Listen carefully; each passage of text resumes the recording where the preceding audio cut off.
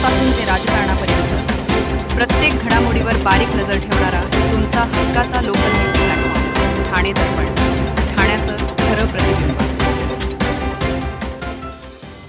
मुंबई महानगरपालिका आणि विधिमंडळाचे कामकाज लाईव्ह प्रक्षेपित केले जातात. मात्र आम्ही मागणी केलेली असतानाही प्रक्षेपण केले जात नाही. यामागे सत्ताधारी आणि प्रशासनाला लपवालपवी करायचे असते, हे सोमवारच्या महासभेत स्पष्ट झाले. करवाढीचा विषय तापवून त्या आड सत्ताधाऱ्यांनी क्लस्टर डेव्हलपमेंटसाठी कंपनी स्थापन करण्याचा ठराव मंजूर करून घेतलाय. अशी लपवालपवी करण्यासाठीच थेट प्रक्षेपण केले जात नाही, असा आरोप राष्ट्रवादी काँग्रेस शरदचंद्र पवार पक्षाचे जिल्हाध्यक्ष मनोज प्रधान यांनी पत्रकार परिषदेत केलाय. दरम्यान क्लस्टरमध्ये 12चा FSI देऊन ठाण्याची विक्री करण्याचा घाट घालण्यात आला असल्याचा गौप्यस्फोटही प्रधान यांनी केलाय. क्लस्टर डेव्हलपमेंट राबविण्यासाठी ठाण्यात एका SPV स्थापन करण्याचा ठराव मंजूर करण्यात आला आहे. त्या विरोधात राष्ट्रवादी काँग्रेस शरदचंद्र पवार पक्षाने आक्रमक भूमिका घेतली. त्या अनुषंगाने बोलवलेल्या पत्रकार परिषदेत प्रधान बोलत होते. या पत्रकार परिषदेत गटनेते अभिजित पवार, महिला अध्यक्ष तथा नगरसेविका मनीषा भगत, युवक कार्याध्यक्ष राजेश कदम आदी उपस्थित होते. मुळात या ठरावाकडे नागरिकांचे लक्ष जाऊ नये यासाठी मालमत्ता करवाढीचा विषय तापवण्यात आला. आमचाही करवाढीला विरोधच आहे, मात्र क्लस्टरच्या विनानियोजन अंमलबजावणीमुळे शहराच्या साधनसामुग्रीवर होणाऱ्या दूरगामी परिणामाचे काय, ठाण्यातील गोरगरिबांना, झोपडीत राहणाऱ्यांना, अनधिकृत इमारतीमध्ये राहणाऱ्या आणि ज्या धोकादायक इमारतीमध्ये जर क्लस्टर होत असेल आणि परत त्यांना त्यांच्या स्वप्नातील घरे मिळत असतील तर त्यास विरोध करायचे कारण नाही. मात्र या डेव्हलपमेंटसाठी किती FSI देण्यात येणार आहे हे जाहीर करण्यात येत नाही. आमच्या माहितीनुसार साधारण 12चा FSI देण्यात येणार आहे. ठाणे शहरात सर्वात महाग ही जमीन आहे आणि जर 12चा FSI दिला जात असेल तर ठाण्याची विक्री सुरू करण्यात आले, हेच अधोरेखित होत आहे. त्याबाबत ठाणे महानगरपालिका आयुक्तांनी श्वेतपत्रिका काढावी आणि 1500 हेक्टर म्हणजे साधारणतः 3000 एकरच्या वर हे डेव्हलपमेंट होणार आहे. काही महिन्यांपूर्वी महासभेत आयुक्तांनी ठाण्यात 31 MLD पाण्याचा तुटवडा असल्याची कबुली दिली. असे असताना आपण जरी फेज वाईज आता 6 क्लस्टर सुरू केले असतील, पण 42 क्लस्टरमध्ये साधारण 3000 एकरवर घरांची निर्मिती केली जाणार आहे. 12च्या FSIने जर बांधकाम केले जाणार असेल तर 5 पट लोक ठाण्यात राहायला येतील. आज मितीला ठाणे शहरामध्ये आता जे राहणारे लोक आहेत त्यांना जर आपण पाणी देऊ शकत नसलो, त्यांच्या जर सांडपाण्याची आपल्याकडे सुव्यवस्था नसेल, आपल्याकडे रस्ते नसतील, तर 5 पट लोक या शहरात राहायला आले तर काय होईल, असा सवाल प्रधान यांनी उपस्थित केला आहे. ठाणे शहराच्या विकासासाठी महायुती काम करत असून उपमुख्यमंत्री एकनाथ शिंदे यांच्या मार्गदर्शनाखाली विविध विकास कामांना गती मिळते. त्यामुळे राजकारण बाजूला ठेवून सर्व पक्षांनी एकत्रितपणे शहराच्या हितासाठी काम करणे आवश्यक आहे. महासभेपूर्वी सर्व पक्ष गटनेत्यांची बैठक घेऊन अजेंडावरील प्रत्येक विषयावर सविस्तर चर्चा केली जाते. प्रत्येक प्रभागातील विकास कामे, धोरणात्मक निर्णय आणि नागरिकांशी संबंधित विषयावर सर्व पक्षांची मते जाणून घेतल्यानंतरच एकमताने निर्णय घेतले जातात. त्यानंतर प्रत्येक पक्ष आपल्या अंतर्गत बैठकाही या विषयावर चर्चा करून भूमिका निश्चित करतो. त्यामुळे सर्वपक्षीय बैठकीत मंजूर केलेल्या विषयावर महासभेत विरोधाची भूमिका घेणे योग्य नाही, अशी स्पष्ट भूमिका महापौर दालन्यात झालेल्या पत्रकार परिषदेत महापौर शर्मिला पिंपळकर यांनी मांडले. या पत्रकार परिषदेत सभागृह नेते हनुमंत जगदाळे, शिवसेना गटनेते पवन कदम, ज्येष्ठ नगरसेवक राम रेपाळे, नगरसेवक विकास रेपाळे, नम्रता भोसले उपस्थित होते. मित्रपक्ष म्हणून भाजपने आपली भूमिका स्पष्ट ठेवली पाहिजे. सर्व पक्षीय बैठकीत एक भूमिका आणि महासभेत दुसरी भूमिका घेणे हे जनतेसमोर चुकीचा संदेश देणारे आहे. उपमहापौरांनी घेतलेली भूमिका योग्य वाटत नाही. एखाद्या विषयावर आक्षेप असेल तर तो महासभेत गोंधळ घालण्याऐवजी महापौर दालनात बसून सविस्तर चर्चेतून मार्ग काढणे अधिक योग्य ठरेल, असेही महापौर शर्मिला पिंपळकर यांनी नमूद केले. तर करवाढीचा निर्णय नागरिकांवर भार टाकण्यासाठी नसून शहराच्या विकासासाठी आवश्यक महसूल उपलब्ध करण्यासाठी घेण्यात आला आहे. या निर्णयामुळे सुमारे 1600 कोटी रुपयांचे वार्षिक महसूल उत्पन्न अपेक्षित असून त्यातून पायाभूत सुविधा, रस्ते, पाणी पुरवठा, स्वच्छता, शिक्षण आणि इतर नागरी सुविधांवर खर्च केला जाणार आहे. गेल्या काही वर्षापासून असलेली महसुली तूट भरून काढण्यासाठी हा निर्णय आवश्यक असल्याचे त्यांनी स्पष्ट केले. ठाण्यात भाजप आणि शिवसेनेतील अंतर्गत मतभेद पुन्हा एकदा उफाळून आला आहे. उपमुख्यमंत्री एकनाथ शिंदे आणि भाजप आमदार व वनमंत्री गणेश नाईक यांच्यात एकमेकांवर आरोपींच्या फैरी सुरू असताना ठाण्यातील गडकरी रंगायतमध्ये वनमंत्री गणेश नाईक यांचा जनता दरबार आज घेण्यात आला. गडकरी रंगायतमध्ये झालेल्या परिवहन विभागाच्या कार्यक्रमात भाजपचा एकही नेता उपस्थित नव्हता. वनमंत्री गणेश नाईक यांनी देखील दांडी मारली होती. आता त्याच गडकरी रंगायतांमध्ये गणेश नाईक यांचा हा जनता दरबार भरवण्यात आला होता. तर कथित TDR घोटाळ्यावरून वनमंत्री गणेश नाईक आणि उपमुख्यमंत्री एकनाथ शिंदे यांच्यात जोरदार राजकीय वाद पेटला आहे. महायुती सरकारमध्ये एकत्र असतानाही नवी मुंबई आणि ठाण्यातील विकास धोरणावरून हे दोन्ही नेते आमनेसामने आलेत. वनमंत्री गणेश नाईक यांनी या प्रकरणी बोलताना म्हणाले, हायकोर्टाने ऑर्डर दिली की तुम्ही TDR द्या. त्यावेळी आयुक्तांनी काही भूमिका मांडली नाही.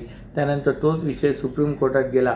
तो भाग SGNPचा होता. त्यात पार्कचे इको सेन्सिटिव्ह झोनमध्ये TDR दिला जात नाही अशी माझी माहिती आहे. 2700 नाही तर 4000 कोटीचा TDR आहे. ज्या जागेचा वापरच होणार नाही अशा जागेसाठी ठाण्याच्या जनतेने का भार सहन करावा? ठाण्यातले लोक सुप्रीम कोर्टात जाणार. नवी मुंबईतील एक संस्था देखील जाणार आहे. जनता जागरूक आहे. आपल्याला पाहिजे म्हणून काही करता येणार नाही. याचे करते करविते कोण आहेत हे मला माहीत नाहीत, असंही नाईक यांनी म्हटलं आहे. यावेळी SGNP संचालिका अनिता पाटील यांना फोन करण्यात आला. वन विभाग अधिकारी यांनी माहिती देताना म्हटलं की आम्ही पूर्ण प्रयत्न केले, पण TMCने आधी TDR प्रोसेस पूर्ण करून न्यायालयात सादर केली होती. त्यानंतर गणेश नाईक म्हणाले, यात नक्कीच स्टे देण्यास उशीर झाला, पण बैल गेला आणि झोपा केला असा विषय झालेला आहे. डेटा सेंटरला मोठ्या प्रमाणात वीज पाणी लागते. नॉईज पोल्युशन तिथे होते. डेटा सेंटर हवे PM यांनी सांगितले आहे, पण या सेंटरचा माझा वैयक्तिक विरोध आहे, असंही ते पुढे म्हणाले. वाहतूक ऑपरेटरसाठी व्यावसायिक वाहने खरेदी करण्यासाठी सोपी आणि विश्वासार्ह कर्ज सुविधा. कर्ज मर्यादा 1 कोटी रुपयांपर्यंत, 5 वर्षांची परतफेडीची मुदत, आकर्षक व्याजदर. TJSB fleet term loan. TJSB सहकारी बँक लिमिटेड, भरोसे का बैंक, भविष्य का bank. Asset backed credit loan. व्यवसाय आणि आर्थिक गरजांसाठी मालमत्तेवर आधारित कर्ज. कर्ज मर्यादा 5 कोटींपर्यंत, 120 महिन्यांचा परतफेडीचा कालावधी. विश्वासार्ह वित्तीय भागीदार तुमच्या प्रगतीसाठी. TJSB asset backed credit loan. TJSB सहकारी बँक लिमिटेड, भरोसे का बैंक, भविष्य का बैंक. तुमच्या व्यवसायासाठी खेळते भांडवल, क्षमता विस्तार, आधुनिकीकरण आणि यंत्रसामग्री खरेदीसाठी विश्वसनीय ओव्हरड्राफ्ट सुविधा. कर्ज मर्यादा 7 कोटींपर्यंत, जलद मंजुरी, 120 महिन्यांचा परतफेडीचा कालावधी. TJSB ODS drop against property. TJSB सहकारी बँक लिमिटेड, भरोसे का बैंक, भविष्य का बैंक. दादा, दात घासताय ना, मग पाणी का वाया घालवताय? ताई, भांडी घासा नाहीतर फोन पहा, पण नळ का चालू ठेवलाय? अंघोळ झाली ना करून, मग शॉवर चालूच. कपडे धुताय पण पाणी वाया जात आहे, त्याचं काय? गाडी अशी धुताय आणि उद्या पाणी कायमचं संपलं तर? पाण्यासाठी किती जणांची वणवण होते.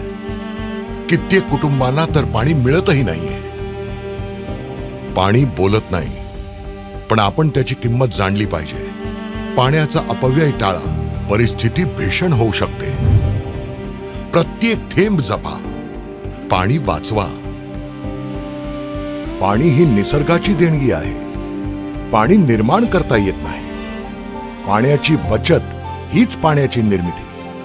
ठाणे महानगरपालिकेतर्फे जनहितार्थ जारी. ठाणे रेल्वे स्थानकात लोकलमध्ये चढत असताना महिलाच्या गळ्यातील सोनसाखळी हिसकावणाऱ्या तरुणीला ठाणे रेल्वे पोलिसांनी अटक केली. तिच्याकडून चोरी केलेल्या सोनसाखळीसह सुमारे 2,32,000 रुपयांचा सोन्याचा मुद्देमाल जप्त करण्यात आला आहे. तिने आणखीन किती प्रवाशांचे सोन्याचे दागिने चोरी केले याचा तपास पोलिसांकडून सुरू आहे. पोलिसांनी दिलेल्या माहितीनुसार डोंबिवली येथील पालवा भागात राहणाऱ्या 40 वर्षीय महिला 17 ऑगस्टला सायंकाळी 5:15 वाजण्याच्या सुमारास ठाणे रेल्वे स्थानकातील फलाट क्रमांक 2 वर अंबरनाथ दिव्या लोकलच्या गाठ बाजूकडील महिला डब्यात प्रवेश करत होत्या. त्यावेळी त्यांच्या मागे उभ्या असलेल्या प्रियांका अहिरे हिने त्यांच्या गळ्यातील सोन्याची साखळी हिसकावून चोरी केली. घटना घडत असताना फलाटावर कर्तव्यावर असलेल्या साध्या वेशातील महिला पोलिसांच्या ही बाब लक्षात आली. त्यांनी तात्काळ पाठलाग करून हिरे हिला ताब्यात घेतले. तिची अंगझडती घेतली असता 1,55,000 रुपये किमतीची 10.86 ग्रॅम वजनाची सोन्याची माळ आढळून आली. तसे फिर्यादी यांच्या तक्रारीत 77,000 रुपये किमतीची 5.38 ग्रॅम वजनाची सोन्याची साखळी जप्त करण्यात आली. अशा प्रकारे एकूण 2,32,000 रुपयांचा मुद्देमाल पोलिसांनी हस्तगत केला आहे. या प्रकरणी ठाणे रेल्वे पोलीस ठाण्यात भारतीय न्याय संहिता कलम 304 अन्वये गुन्हा दाखल करण्यात आला असून प्रियांका अहिरे हिला अटक करण्यात आले. ही कारवाई महिला पोलीस हवालदार अवंतिका सुर्वे आणि गीता राऊळ यांनी केले. ठाणे महापालिका क्षेत्रातील निवासी मालमत्तावर 12% आणि वाणिज्यावर मालमत्तावर 20% करवाढ करण्याचा प्रस्ताव सोमवारी झालेल्या सर्वसाधारण सभेत मंजूर झाला. सत्ताधारी शिवसेनेने हा प्रस्ताव चर्चेविना रेटून नेल्याचा आरोप करत काल भाजपने या करवाढी विरोधात दंड ठोपटले. ठाणे शहरात मालमत्ता कराची 1200 ते 1500 कोटी रुपयांची थकबाकी आहे. ती आधी वसूल करा, मगच करवाढ करा अशी भूमिका भाजपने घेतली. करवाढीच्या प्रस्तावावर चर्चा व्हायला हवी होती, मात्र शिंदे शिवसेनेने ती होऊ दिली नाही असा आरोपही करण्यात आला. ठाणे महापालिकेच्या सर्वसाधारण सभेत करवाढीच्या प्रस्तावात अपेक्षित चर्चेविना मंजूर करण्यात आला.